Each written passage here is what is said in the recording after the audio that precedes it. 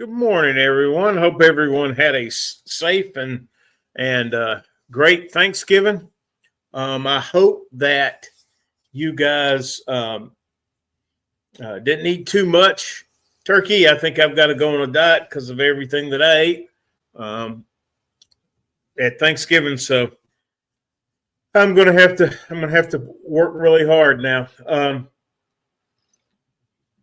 So we're going to talk today about the difference between what a hydrocarbon refrigerant is and a fluorocarbon. So we're going to dig down. This is actually set up so that it will entice you to go to our class. And I think there's one coming up in the middle of December. I will tell you that will get you certified at the end of the class. If you pass all of the tests, you will get certified. So this is a good thing for everyone. That is a fee-based thing. You've got to remember there's a trainer there that's taken 4 days out of his class time and is going to train you on both the R600 and torch. Okay, number one, let's start from the very beginning. If you're using R600 and you're using a torch, make sure that you go ahead and have all of your life insurance paid up, because it's not a matter of if you're going to have a problem. It's a matter of when. Okay, I had seen several videos of people using a torch on R600 because they didn't think they were going to get hurt. Okay. The problem that you have with R600 is whenever the compressor oil and this mix, you retain about somewhere around 40% will get trapped in the oil, and the only thing that keeps it moving is the compressor. So I go to make get rid of a compressor. All that refrigerant is in that oil, and you'll have a flash fire. There is a video out there on YouTube about two GE people that were trainers.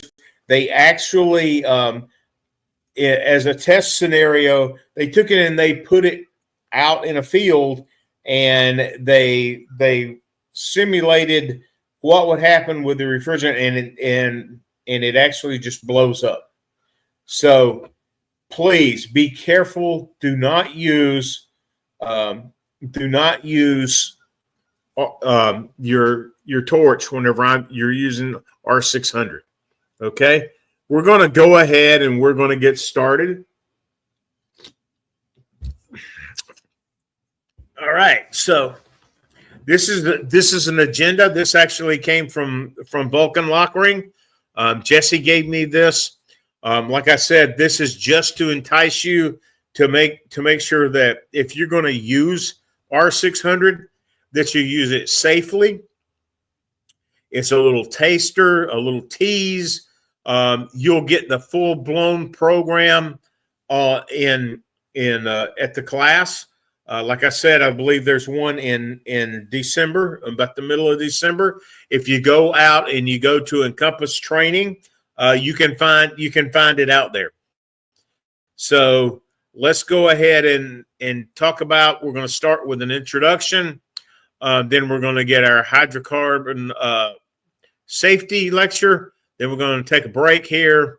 Then we're going to go through and we're going to finish the rest of this. Okay. And come on. So let's go ahead and dive right into where we're at. Okay. So the history of refrigerant. Okay. In the 1900s, HCs were used in the infancy stages of the refrigeration industry. By 1930, in the 1930s, CFCs were developed, which are non-flammable. The problem is HCs are flammable.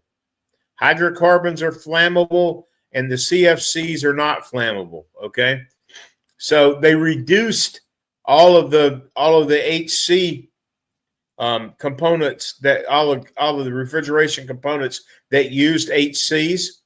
Okay, so just go ahead and remember that that's the 30s. Now, what happens as we go through the 1930s? Once again, the CFCs were developed in the 30s. Then in the 1970s, ozone depletion by the CFCs were discovered. Okay, so that would be your R12, I'm trying to think of what my R22 was the later one.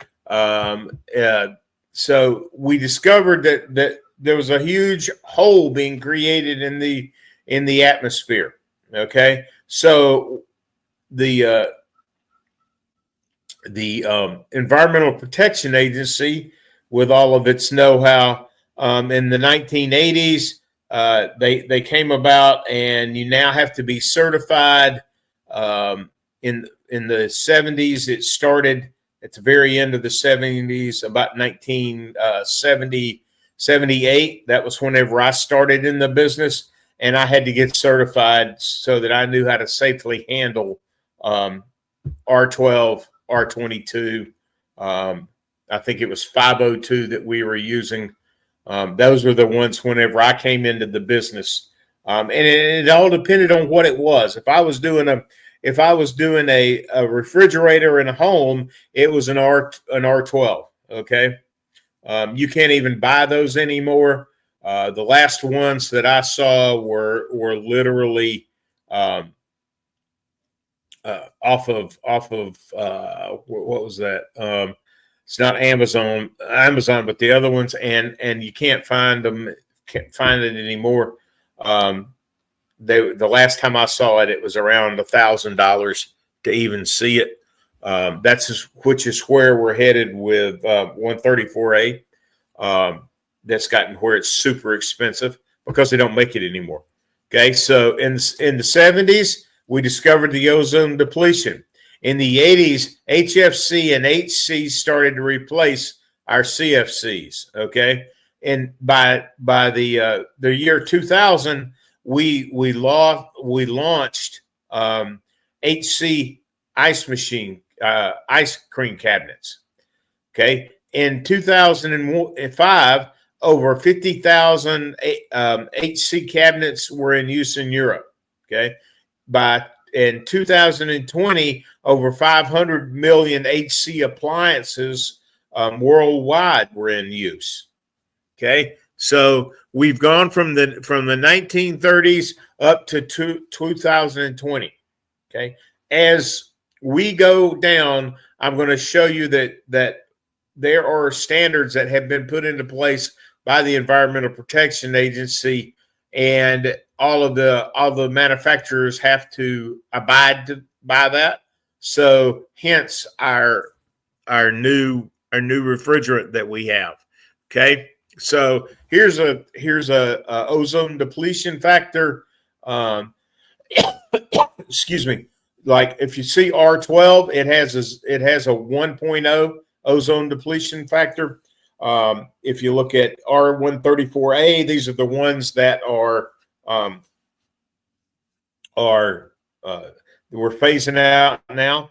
That had an ozone depletion factor of 0. It's a hydrofluorocarbon.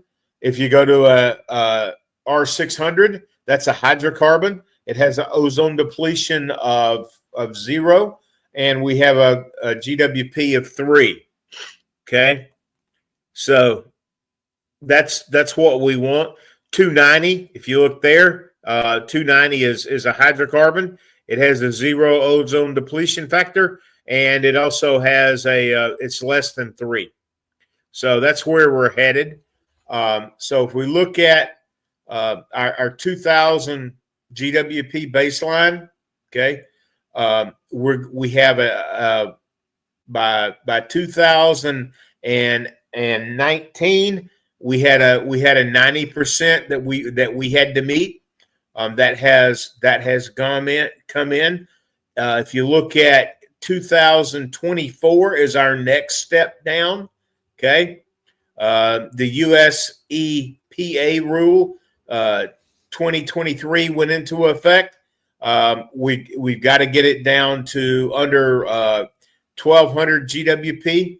If you look the next step down, which is the next step down from then, is coming in 2020 29, and we're gonna be down to 600 GWP.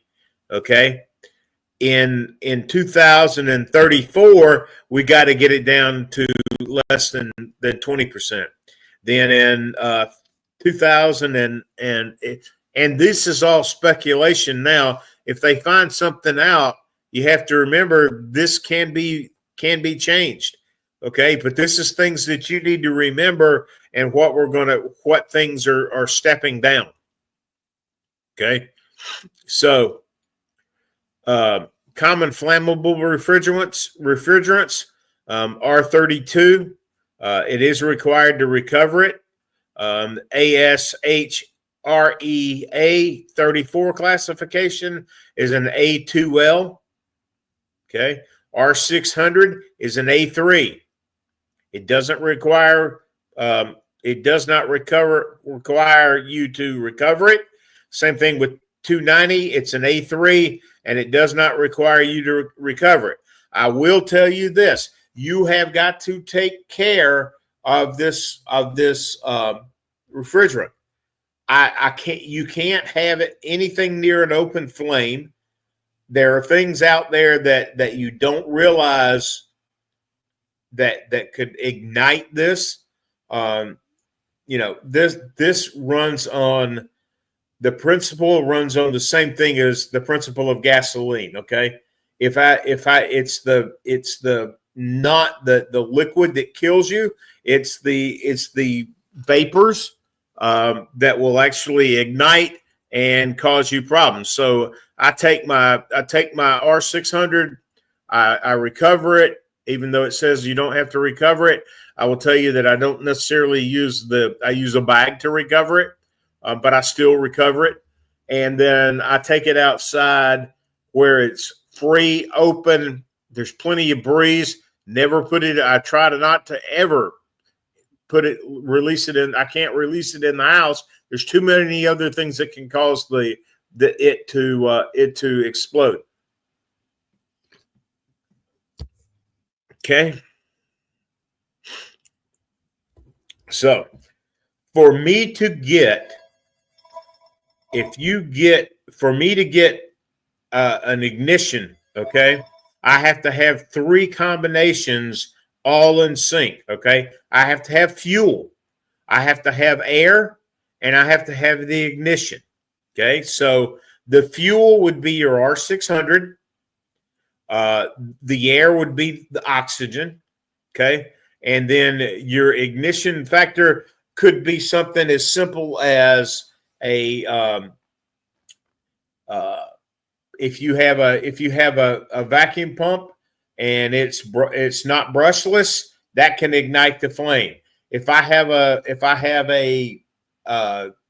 Since we're in the kitchen already, if I have a washer or a dryer that have switches that are magnetic or that will cause a flame because the contacts closing will cause an ignition point. Okay, these are all things that can happen. So what's going to happen? Okay, so the sudden release of refrigerant can result in a proper concentrations for a flash fire, a sustained fire, and an explosion. I was talking to a technician in a class that I gave in Dallas, Texas.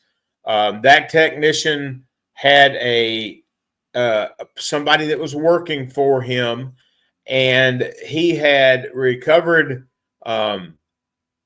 started the recovery process on 4 refrigerators. Okay, he left to go get something. The brand new technician, okay, decided that he would help the system out, and he thought it was going a little too slow, so he unhooked one of the refrigerators from it venting to the outside. Lo and behold, they had a heating system for the technicians to keep them warm. And he calls it a shop. It was more like a barn, and it actually burned the whole barn down. Okay, so please be careful. This will explode. Like I said, if you don't believe me, go and type in GE explosion with R600 into YouTube, and it'll give you examples. I have seen pictures of technicians that were using a torch to R600, various burns on their body, and that's just something you don't want to do. Okay. Okay. So we're going to talk about LEL and LFL. Okay. So a lower flammability limit is an LFL. An upper flammability limit is a UFL. Okay. So if you look at it, R290 is on the lower flammability limit. R600 is 1.8%. 290, the UEL is 9.5%. R600, which is what we're dealing with in most of our refrigerators today, is 8.5%. So if you look right here, this is the step down chart, and it's showing you your lower flammability unit and your upper flammability unit. So R600 is a highly flammable unit. It actually, I know that everybody hates it. As a matter of fact, I was told, quit comparing it to a Bic lighter. It has a whole lot more gas in it than a Bic lighter, but a Bic lighter simply is what basically the excuse me, the content of R600 is. Okay, it's basically a Bic lighter. Okay, it's highly flammable. You will cause problems for the customer, yourself, the company, and the customer's home. You're going to damage all of them if you're not super careful. Okay, so like I said, this is the regulation and standard piece of it. Like I said, here's the EPA, which is the Environmental Protection Agency. We have the NFPA, which is the National Fire Protection Association. The International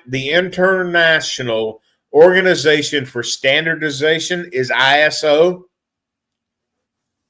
Okay, I'm not worried about Canada. I'm not worried about the EC. UL is something that you need to be very familiar with. Underwriters Laboratories, they have a big say on everything where it comes to regulations and standards.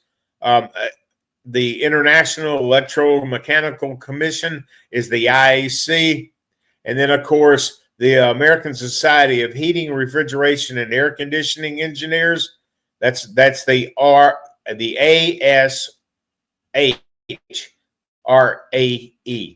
Okay, the big three is the ISO, the EPA, and the NFPA, and the UL. That's the top four. Okay, so let's talk about regulations. So if you have a unit, you come in and you notice that it has R600a as the refrigerant. you have got to have many warning signs that has to be present, okay, on the unit. If I'm on the computer, if I'm on if I'm changing out the compressor, I have to make sure that I have a sticker on it that tells me that it's R600, okay, that it's high flammable, okay. So it says danger, risk of fire or explosion, flammable refrigerant used. Do not use mechanical devices to defrost the refrigerator, and do not puncture refrigeration tubing. This should be attached to the back of the unit, and it also should be written. There's a sticker that goes above your model serial plate, or it may be written into the model serial plate. Okay, you can't have any retrofitting. In other words, I can't put an R134A refrigerator in there after I have R600 in the system already. It's the same thing as it used to be with R12 and R134A.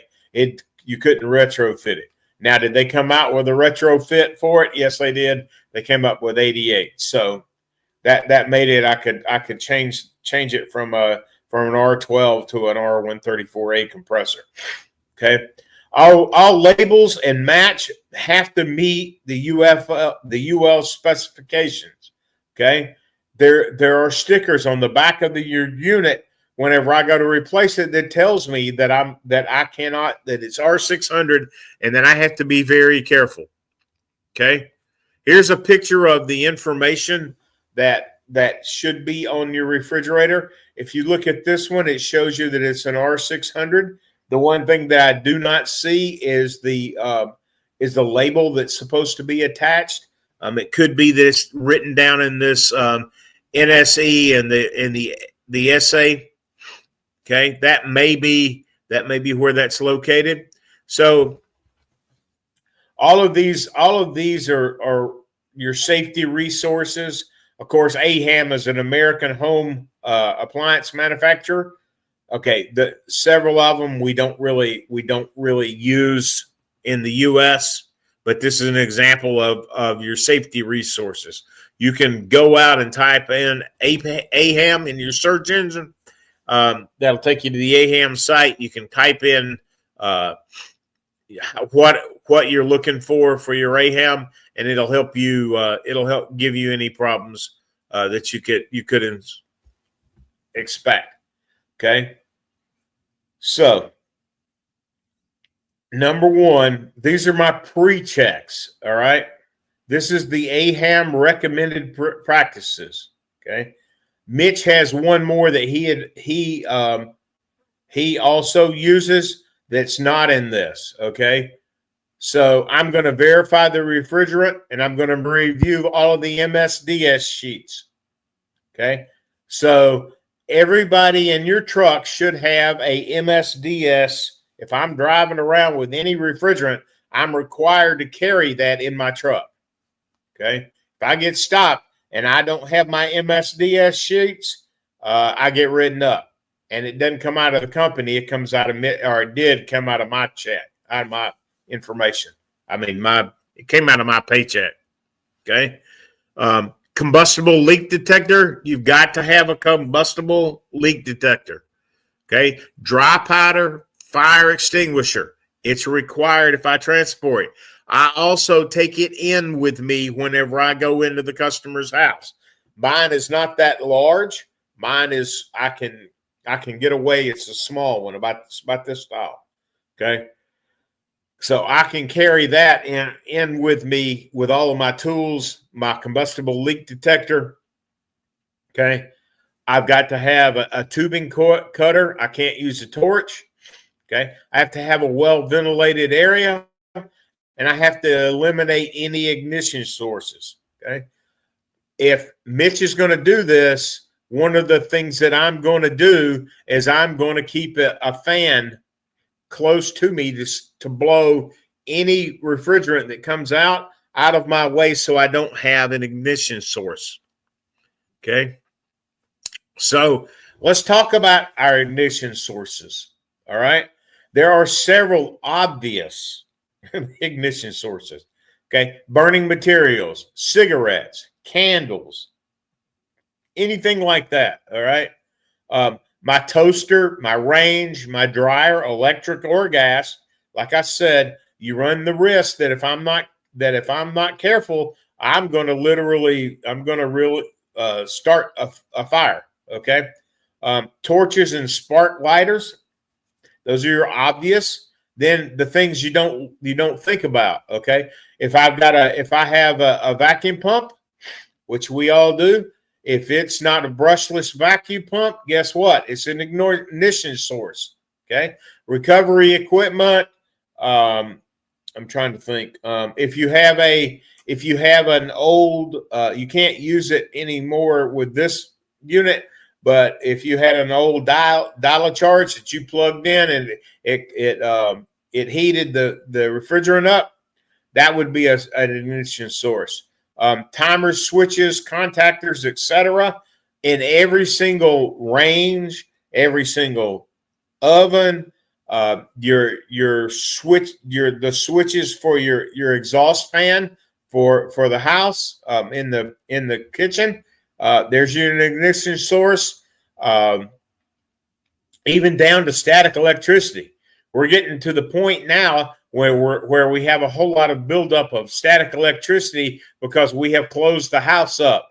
So as I'm walking across the floor and it's a big joke, I can actually go to my partner and zap him. That's an ignition source. So you have got to be very careful that I do not have something that allows this refrigerant to ignite. It's very particular and it will ignite.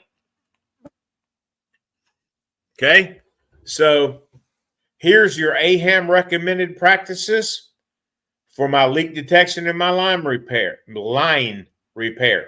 Okay, I need a tubing cutter to remove all of the components.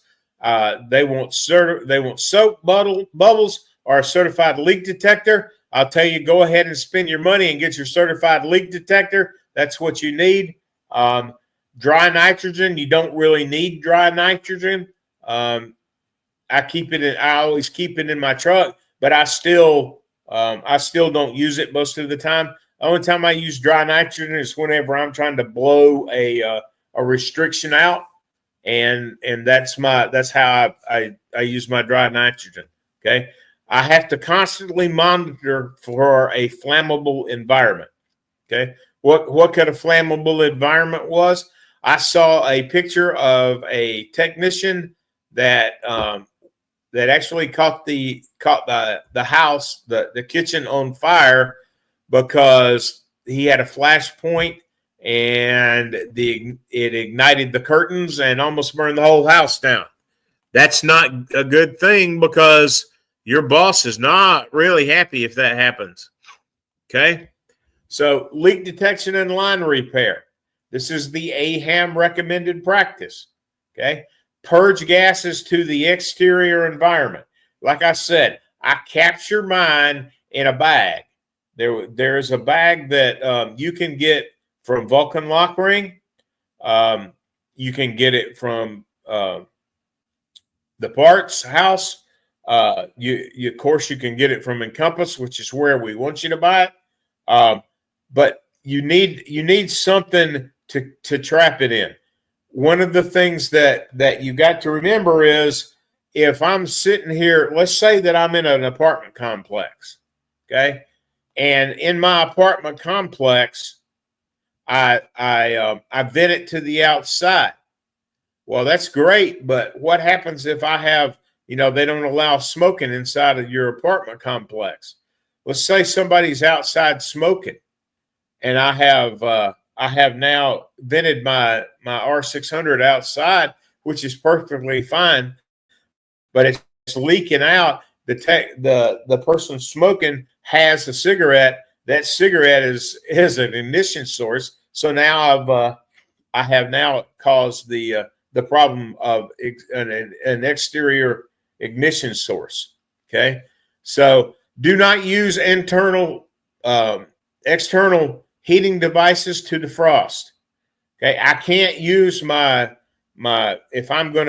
need something and I need to defrost it, I can't use a heat gun. I can't use my anything that would have a spark in it. Okay, I've got to let it just dissipate. Okay, I can't use, like I said, I can't use my heat gun, and I certainly can't use my my steamer. All of those are an ignition source. Okay, once again, do not use compressed air or oxygen for flushing. Oxygen itself is flammable. It's also one of the components in the atmosphere, so your oxygen will help your fire point. Okay, if I go and I'm replacing the compressor, I have to red paint the access fittings. Okay, I have to literally leave a red mark or paint on the access fittings. I had a technician say, "Listen, I actually went in and stole my wife's nail polish, and that's what I use to mark my access." Well, that's a little expensive thing. I don't know about his wife, but my wife used to. I'm not married, but my wife used to use really expensive, nail polish. But in a pinch, you got it. Okay, so I'm going to mark my red. I'm going to red paint my access fittings. It's easier for me to use a little red paint. So always remove any piercing valves. If I saw a technician the other day had a picture of an old squeeze piercing valve. So in that one you took either 3 or 4 depending on the access valve. You tighten those access valves down. Whenever I tighten that access valves down, I then pierced it, and then I've got to remove that somehow. Okay, I cannot leave a piercing valve. That has not changed since the 80s. You could not leave a piercing valve. Okay, so lock prep. If you look right here, UV detection. If I have a UV light, okay, my lock prep fluoresces uses a fluorescent dye, and the fluorescent dye is a bluish green under UV lights. If you look right here on the right side, you see that there is a lock prep, and it's the bluish color. Okay, common refrigerant dyes fluoresce at a yellow. It's usually a really bright yellow. And the environmental condition is with the lights off. I can actually, with my UV light, I use I have a little small one, handheld, and I like it. It's quick, done. I use it, but this is what it fluoresces like. Okay, so if I have my lock prep will fluoresce a bluish green, and my UV dry dye will actually fluoresce at a bright yellow. Okay, this is the correct setup if I'm recharging or replacing refrigerant. Okay, this is what I have to carry into the house if I'm going to replace or recharge refrigerant. I'm gonna match up my refrigerant type, and I need to charge to the label that is in the refrigerator. As you can see, this is a little under-the-counter refrigerator, so it doesn't hold as much as a big, 27 cubic foot refrigerator. Okay. If you notice, they have this up on a stand so that I can get to it, but I still have to charge it to the label plate. Okay. This one doesn't have the label plate right here behind where you can see it. So I'm going to have to go and open the door and look at it and make sure that I'm charging to the label plate. Okay. I'm going to repair all electrical faults. I'm going to secure the power and discharge all the capacitors before I service it. Okay, everybody knows that if before I do anything, I'm going to have to discharge the capacitor so that I don't shock myself. Okay, I have to ensure that this system remains grounded at all times. Usually, if I need to, I can actually ground myself. Once again, we're coming into the season where static electricity plays a huge part. So I'm probably at this point in the year up until April, May, I'm going to have a grounding strap on me so that I ground myself so that I don't have I can't produce an electrostatic discharge. Okay. So I've made sure that the system is grounded. I'm going to make sure that I'm grounded. Okay. My lines, they can't be exposed to a corrosive material. If I do, I've got to wrap them. In the class, on the next class, I'll show you some of the wrapping that you can use. You can go to Harbor Freight and you can buy some of the wrap that they sell at Harbor Freight, which is really cheap, but it will work. All I'm doing is preventing the system from being exposed to corrosive materials. Okay, so I can renew the seals and the sealing material. So that's what is recommended by AHAM. All right, I'm going to stop maybe. I am. It is going to be a beautiful sunny day here. I'm going to stop here for just a minute. We're going to go over. I'm going to see if anyone has any questions. Okay, please type your questions into the bottom where it says all. Just type your question in right there, and I will try my best to answer it. If I can't answer it, I know somebody that can. I will get in contact with them, and I'll get your information and give you either a call back or a email.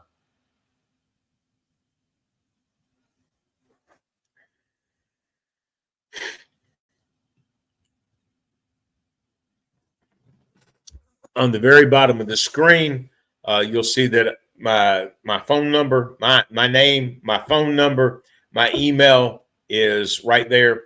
Also scrolling across is Reggie's email, his phone number, and then of course, Lean on Your Rep is Reggie's famous saying.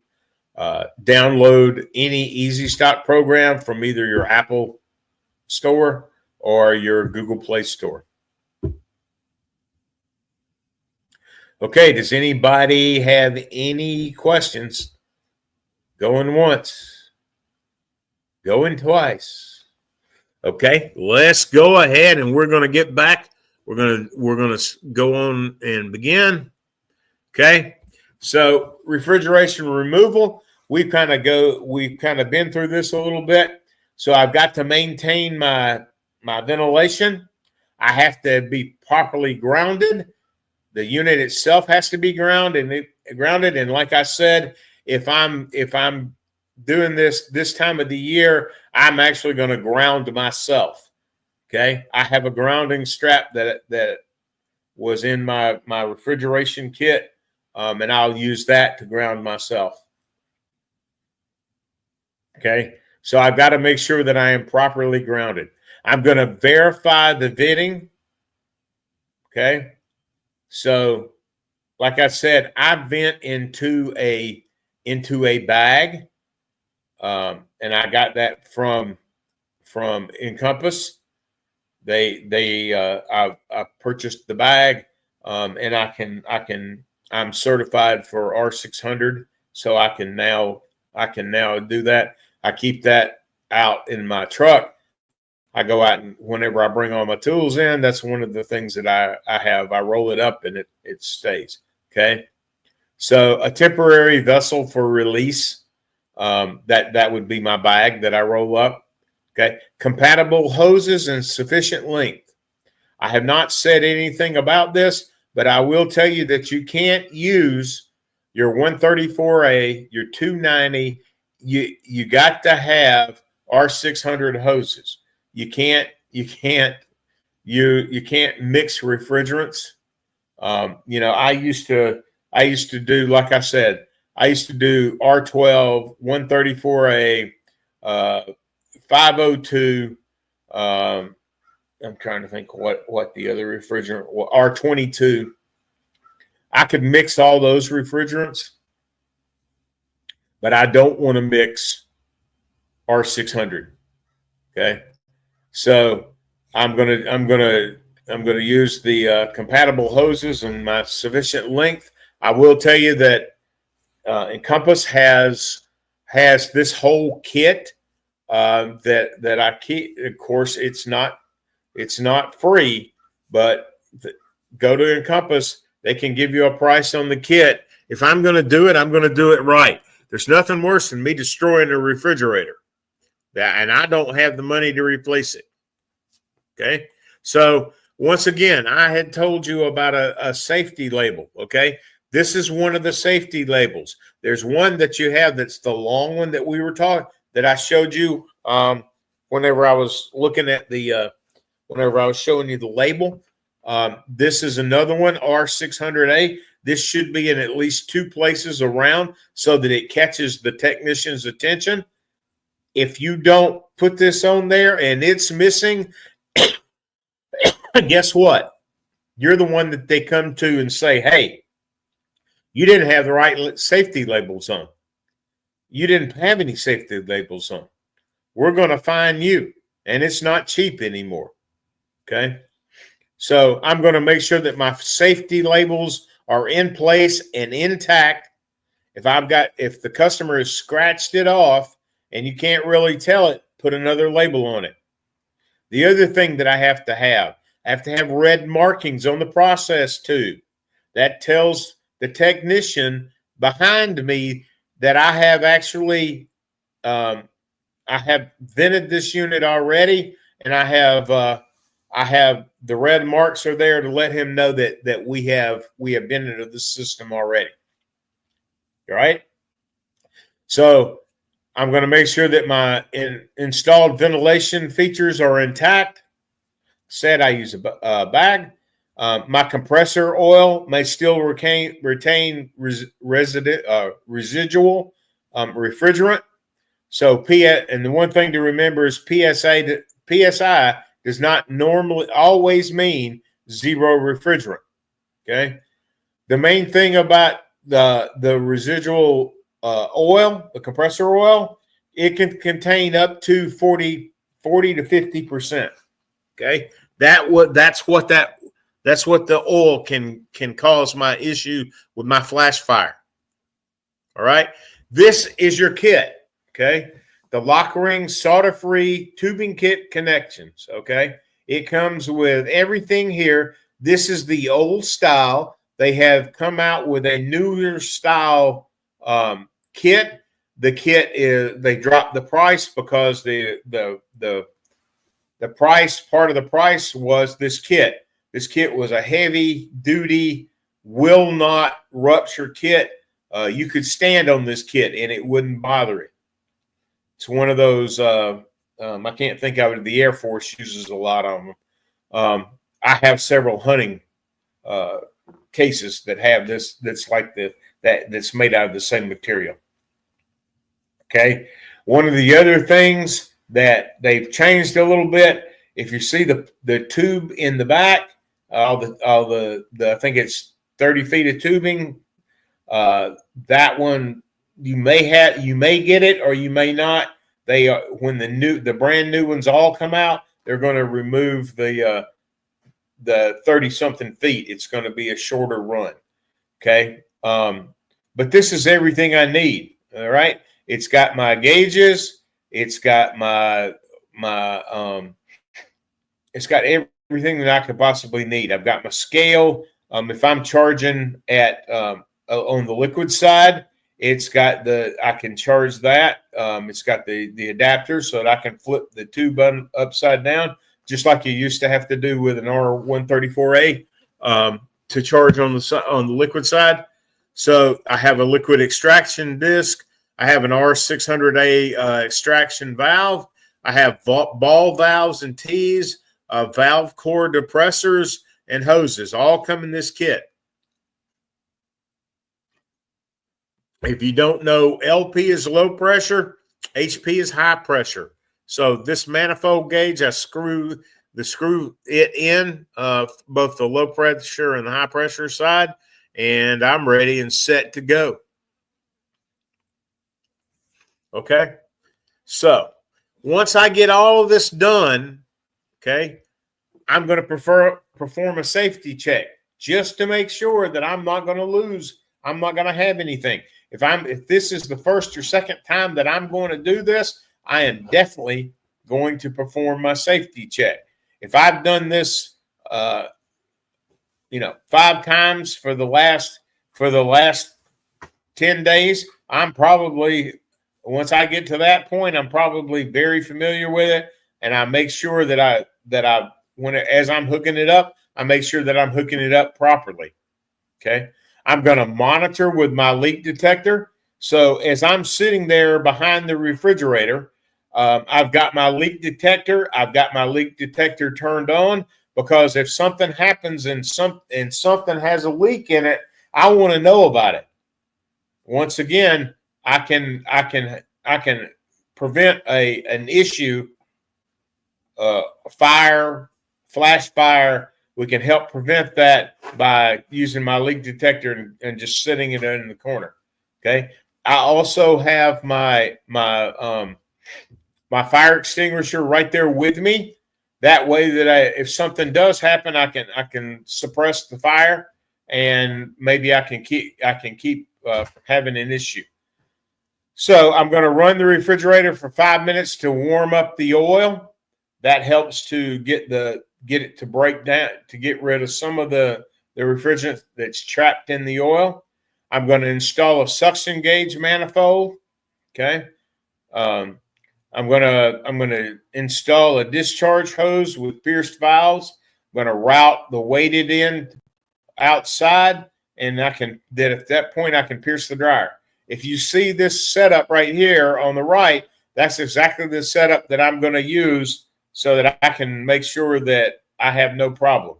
Once I get done with this, I pinch off my capillary tube so that I do not have a chance of a leak. Whenever I put my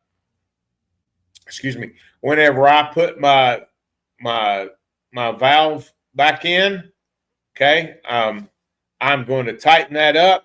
Once I tighten that up, I'm going to put a little Loctite on the very end, tighten that up, let it go, and that'll seal any way that I could possibly have any refrigerant leak for there. If I don't, then I run the risk of having a refrigerant leak. Okay, so I'm going to confirm the gas is being discharged. I'm going to start the unit. Then I'm going to monitor the suction line pressure. Okay, I'm going to achieve the minimum of stable atmosphere. I'm going to unplug the unit. Then I'm going to remove both pliers, and I'm going to do the service that I need to do.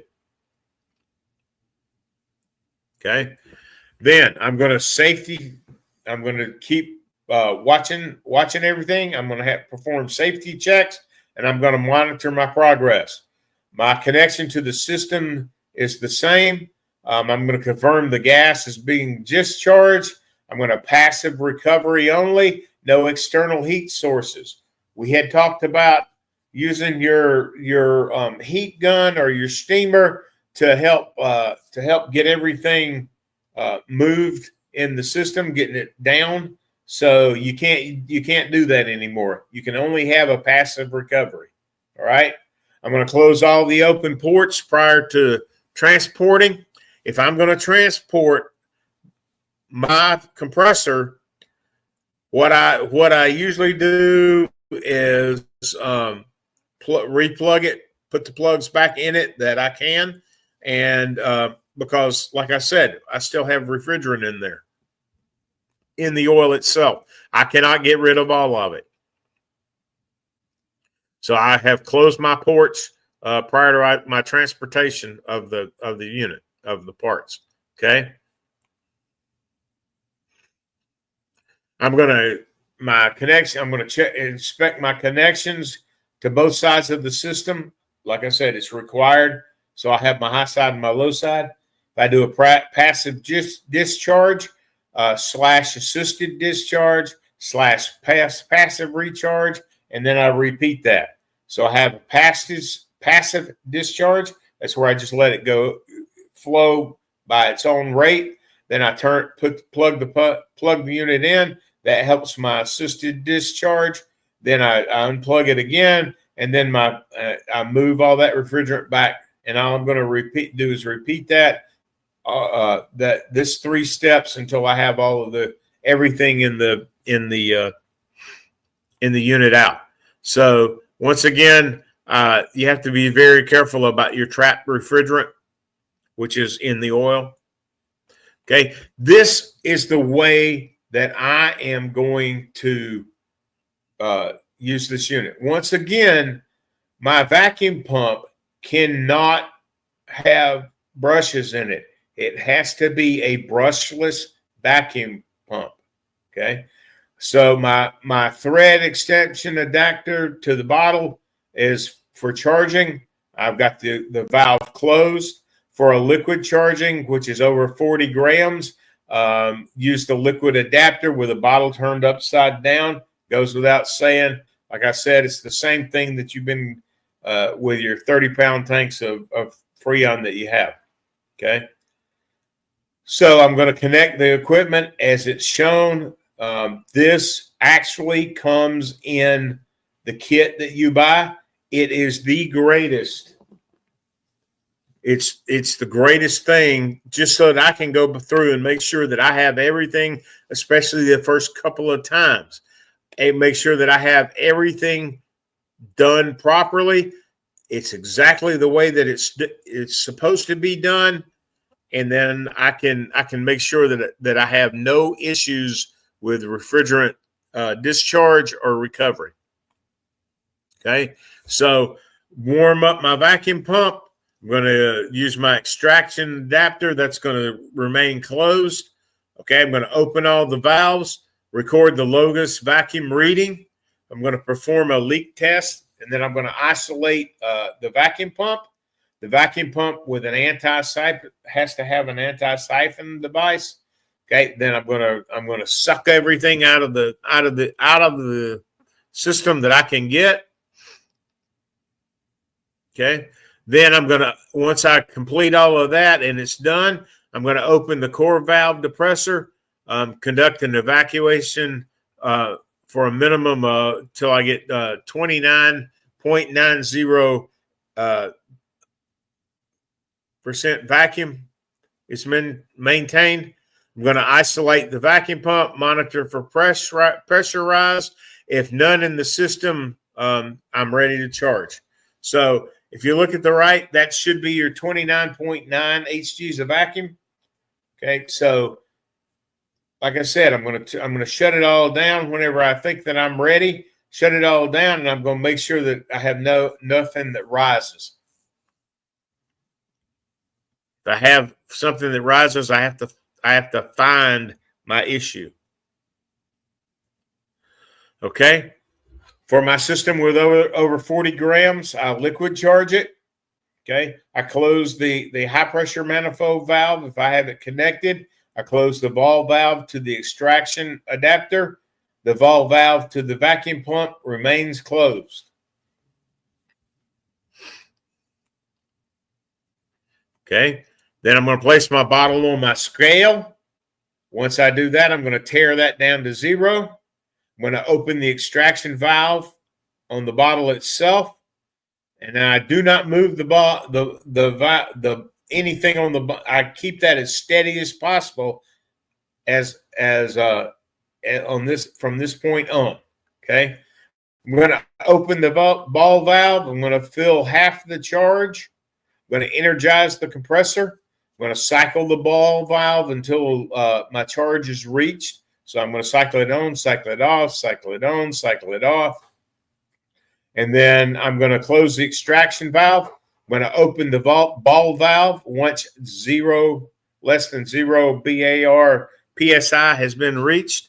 and then I'm going to close the low side manifold valve. Okay.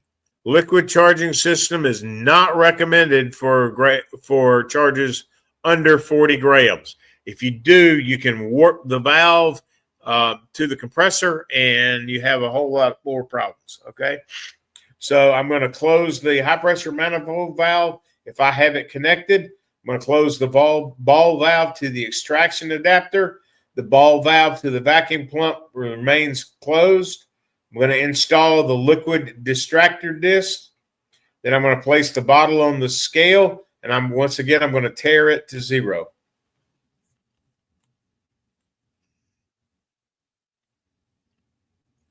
Okay, I'm going to open the valve to pre-charge the valve. I'm going to open the ball valve to fill a half charge, and then I'm going to close it. Then I'm going to cycle the ball valve rapidly until I get my charge completed. Then I'm going to close the extraction valve and open the valve valve.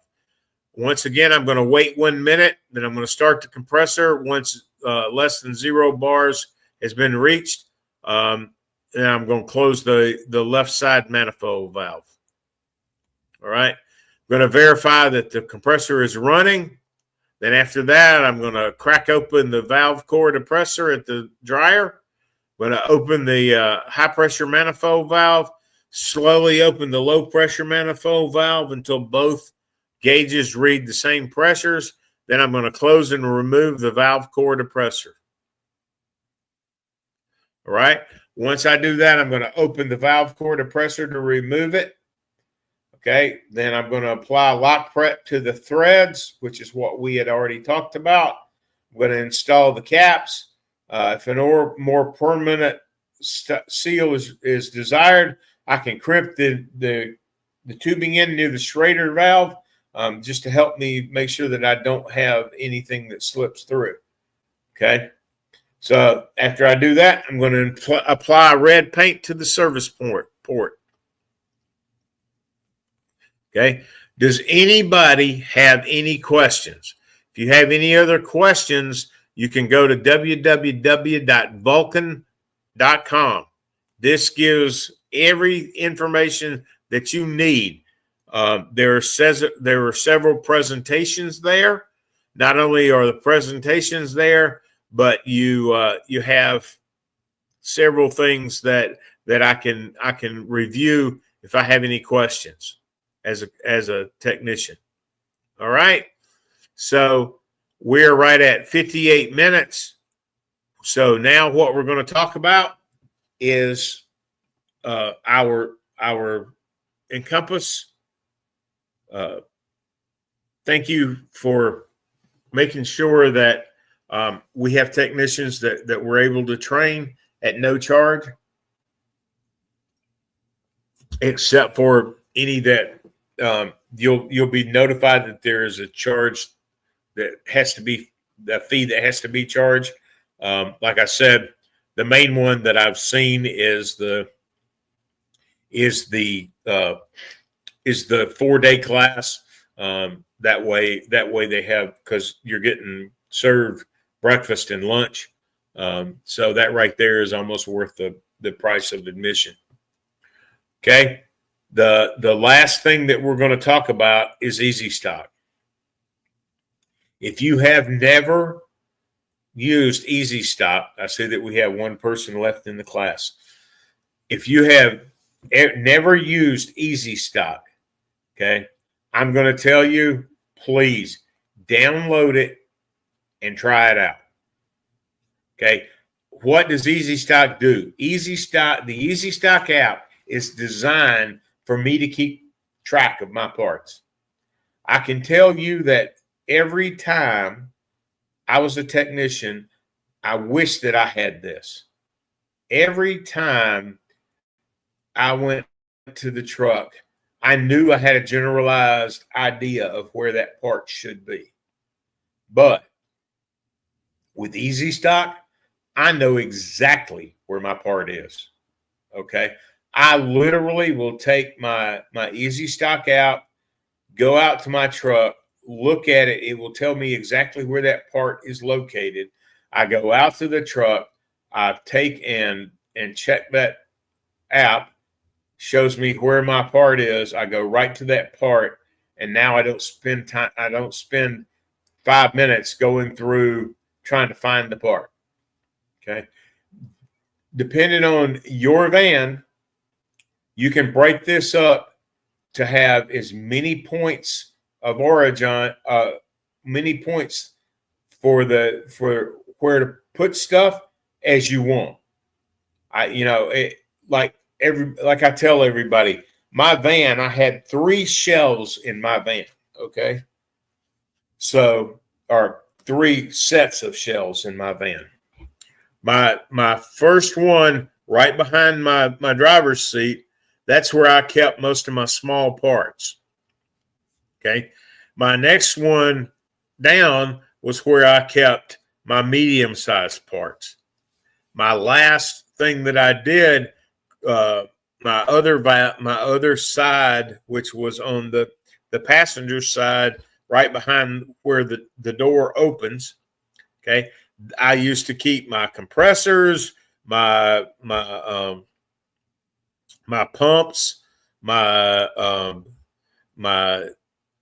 heaters for a dryer, anything that was hot that took up a lot of space. That's where I kept my my larger parts. So I can subdivide this any way I want to subdivide it. I can make it down to where I have a 3x3 bin that I can put at the very front behind my my seat. That would actually probably be my microwave switches. And I can keep them in sets, and I'm all set. If let's say I have a part that I don't keep on every single truck. Okay. Let's say I've got, I don't need to keep my Lokring kit or my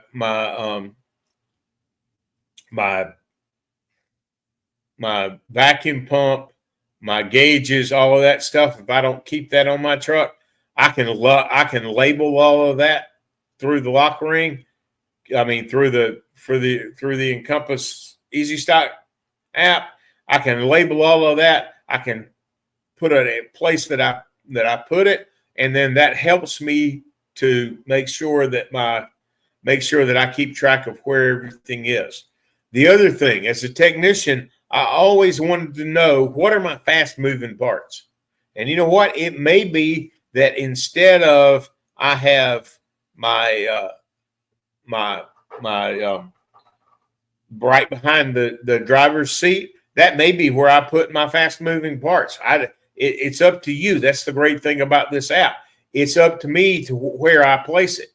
So if I decide that I want to keep my 50 fast moving parts, I go and put that back there, and I know exactly where they are. The app tells me. Okay. The other thing, if something happens, and I always used to get really super busy, and maybe I'll forget to stock a part. Well, that costs me money. Every time I have to go back to this customer's house, it costs me money. I don't make any money unless I am getting as many first time completes as I can. One of the other things is, with first time completes, I can actually go and see if I have completed how many first time calls I've completed. Okay, so that's great. If something happens and I want to know, like I said, my fast moving parts, I can print it out. Once I print it out, it tells me, these are maybe I want to do this at least once every 90 days. If I'm a technician, I'm probably going to do it every 60 days. Go in and run a report of my fast moving parts and see if any parts have changed. Okay. Once again, it keeps me as a technician as full of parts that I need as I can get. I can set up my Encompass app with the Easy Stock to pre-order my parts. like I said, sometimes whenever I got super busy, usually compressor season, um, I would literally I would love to have had something that I could pre-order my parts. So I pre-order let's say that I set this so that if I get below 2, it automatically sends an email to Encompass and says, hey, here's Mitch Williams, here's my part that I need to order. Okay. Then I get that in 2 days. On most parts that I order is 2 days. So I make sure that I've got my optimized truck. I optimize my truck. If I have parts that I haven't used in the last 90 days, I may decide that I need to put that in outside and not keep it in my truck. That's all something that you have to decide for yourself. But once again, I really, really like that Easy Stock app. If I would have had it as a technician, I definitely would have had more first-time completes. Because most of the time I was the manual guy. I kept a log of my fast-moving parts of what I thought they were, and I would go and try to keep track of those so that I optimized my time and the company's time. Okay. You can go out to YouTube. There are this demonstration videos for the Easy Stock app. Go through and spend some time. I think there are 5 for the Easy Stock app. Go spend some time while you're at lunchtime. Go through the Easy Stock app, see if it's something that you really think you really ought to have. And if you're not the owner of the company, maybe you can go and check it out and make sure that the owner knows about this app. They may not even be aware, but I'm telling you, it's well worth. It's free. I mean, the only thing that's required is for you to have a parts account. How much better could that be? You know, just like these classes are free. You know what? So, like I said, there's a couple that they do charge for, but this class on Tuesdays and Thursdays, they all have no charge associated with them currently. Okay. Everybody have a wonderful day. We're going to see you on Thursday. Have a great day. And if you need anything, you've got my name and my information scrolling across the bottom of the screen. If you have any other questions, let me know. Okay, Rupert, have a great day. Everybody be safe out there. Talk to you later.